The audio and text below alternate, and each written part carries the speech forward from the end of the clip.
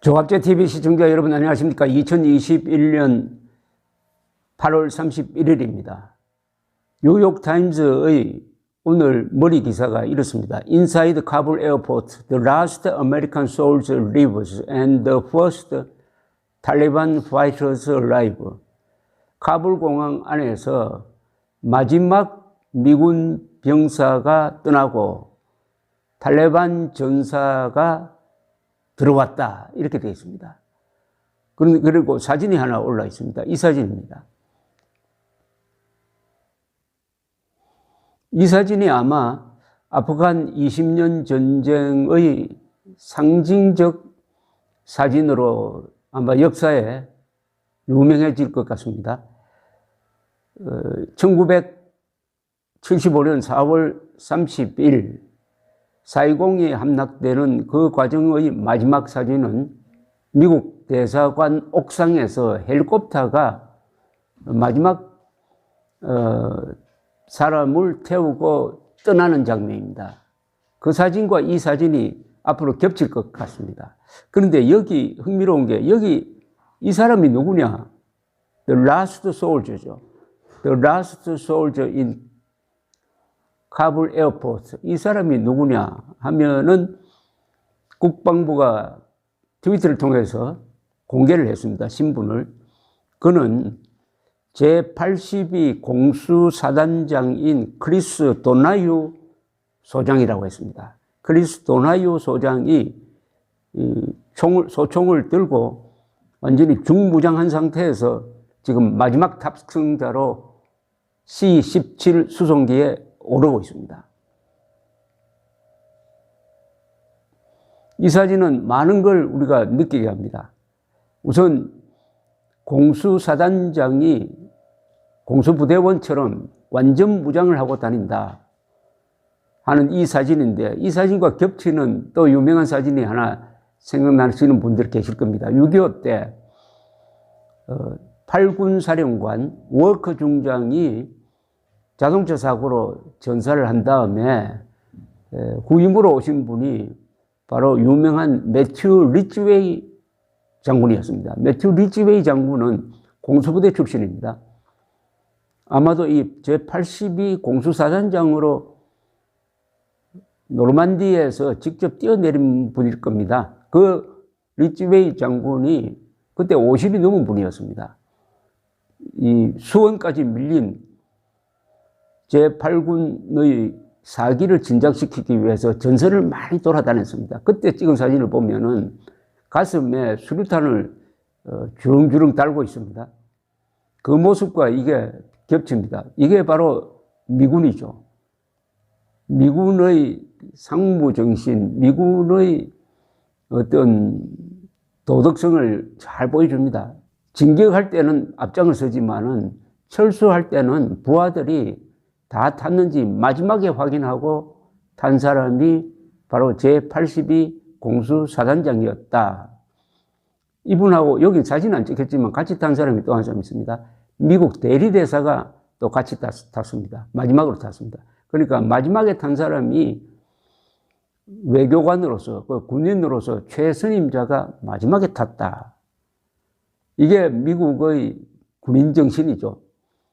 이분이 보니까 한 30년 동안 도나유 소장은 웨스트포인트 미국 육군사관학교를 졸업하고 30년 동안 몸담으면서 시리아, 이라크 전쟁, 이 중동 전쟁에 여러 차례 근무를 했다고 합니다.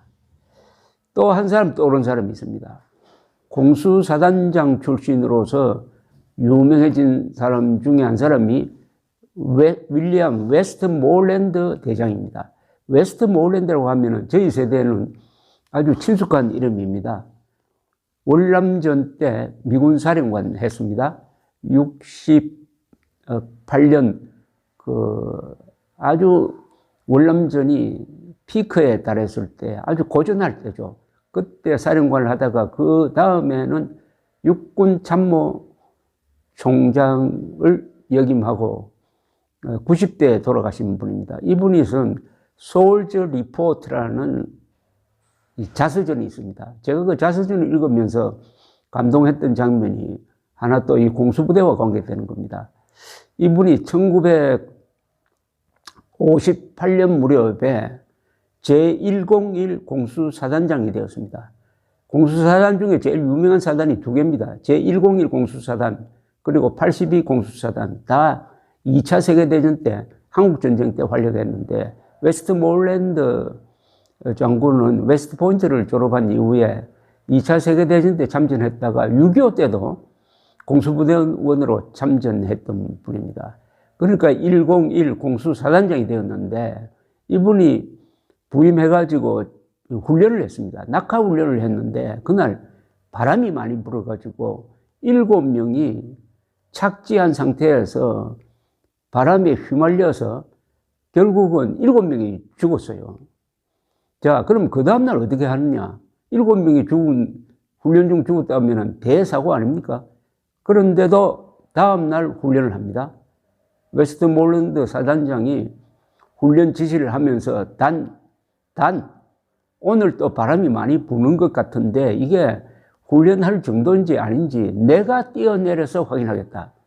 그러니까 다른 사병들은 대기시킵니다. 출동 대기시키고 본인이 혼자서 낙하를 합니다.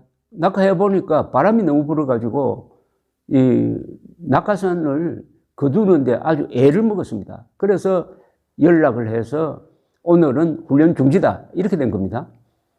한국 같으면 어떻게 됐을까요? 우선 사단장, 군단장, 아마 참모총장까지 사표냈을 겁니다. 아니면 해임되었든지 뭐 보직 변경이 일어났을 겁니다. 그런데 웨스트모렐랜드 장군은 이걸로 해가지고 문책을 당하지 않았습니다.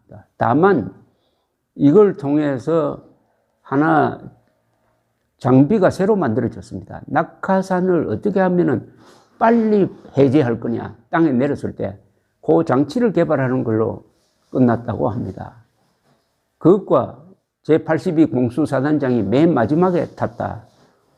이게 바로 군인 정신이죠. 미국의 군사 문화는 그 역사가 오래입니다. 미국의 군사 문화라는 게 결국 유럽, 특히 영국과 연결이 되고 영국의 군사 문화도 거슬러 올라가면은 로마의 군사 문화와 연결되는 거죠. 서양의 군사 문화의 말하자면 정통입니다. 정통이 지금 미국까지 왔고 그러다 보니까 바이든 대통령 비판하는 사람은 있어도 지금 미군 비판하는 사람은 없습니다. 언론이. 미국에서 가장 신뢰도가 높은 기관을 조사를 하면은 항상 압도적으로 군대입니다. 군대의 신뢰도가 보통 80%입니다. 그런데 뭐 국회나 대통령에 대한 신뢰도는 10%, 20%입니다. 왜 이렇게 군인들이 존경받느냐? 그것은 군을 대표하는 장교들이 보이는 이런 모습이죠. 카불 공항에서 마지막 탑승자는 82 공수사단장이었다. 그럼 한국에는 이런 전통이 없느냐? 있죠. 최근에 와서 이 민주화 시대에 들어오면서 반군 정서가 확산이 되고 국군을 동래북으로 만드는 분위기 때문에 우리 국군이 참 고생을 하고 있는데 우리 국군은 누가 뭐래도 20세기에 가장 위대한 군대에 속할 겁니다. 즉 이스라엘 군대와 한국군은 민주주의 국가를 만들고 지키는 또 한국의 경우에는 근대화하는 그 주인공이었습니다. 우리 역사상 군인이 가장 중요한 역할을 한 게 삼국통일시대 때 김유신으로 대표되는 그 군인들과 이번 대한민국 건국 이후에 70년 동안에 대한민국 국군이 건국의 초석, 호국의 간성, 근대화의 기관차, 그리고 민주화의 울타리 역할을 했고 앞으로 자유통일의 무력이 됨으로써 인류국가를 만들어서 한반도를 통일하고 그리하여 동북아 세계가 평화를 누리는 그런 임무를 남겨놓고 있습니다. 우리가 교과서 때, 요새는 그걸 교과서에 안 가르치는 모양인데 저희들이 교과서 때 국민학교 다닐 때입니다. 아주 가슴을 뜨겁게 하는 이야기가 있었습니다. 그것은 황산벌 싸움에서 관창과 방굴 이야기입니다. 관창, 방굴, 계백 장군. 잘 아시다시피 황산벌 싸움에서 계백 장군은 전세가 불리하다는 걸 알고 자기 가족들을 다 죽이고 결사대 5천 명을 동원했습니다. 거기에 맞서는 신라 군대는 5만 명이었습니다. 그러나 5만 명이 공격해도 방어선을 뚫을 수가 없었어요. 그러니까 특공작전을 펴니다. 그때 김유신이 총사령관이고 부사령관이 두 사람이 있었는데 각각 아들을 특공대원으로 돌격을 시킵니다. 관창, 반굴, 이 사람들 아버지가 다 부사령관이었어요. 두 청년이 장렬하게 전사하는 걸 보고야 신라 군대가 분기탱천해가지고 결국 이길 수가 있었습니다. 그리고 김유신과 관련되는 이야기는 많은데 김유신의 아들이 원술이었습니다. 이 원술이 당나라, 그때는 당과 싸울 때인데 당나라 군과 싸우다가 후퇴를 했습니다. 김유신은 왜 그때 죽지 않았느냐 해가지고 문무왕에게 이 아들을 후퇴한 죄를 물어가지고 사형에 처해야 한다고 건의를 합니다. 문무왕이 아무리 그렇지만 졌다고 사형에 처할 수는 없지 않느냐 하니까 김유신이 너는 내 아들이 아니다 해가지고 쫓아내버렸습니다. 그리고 김유신이 673년에 김유신이 죽습니다. 아들이 상가에 온 거죠. 아버지 빈소에 온 거죠. 이번에는 김유신의 부인이 원수를 쫓아버렸습니다. 그 다음에 그 원술이 방랑을 하다가 당나라와의 진짜 결전 때 참전해가지고 공을 세운 다음에 중으로 여생을 마쳤다. 이런 스토리가 있습니다.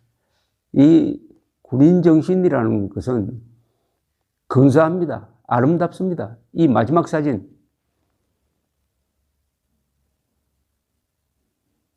마지막 사진이 보여주는 바는 미국은 졌지만 미군은 지지 않았다. 아닐까요? 감사합니다.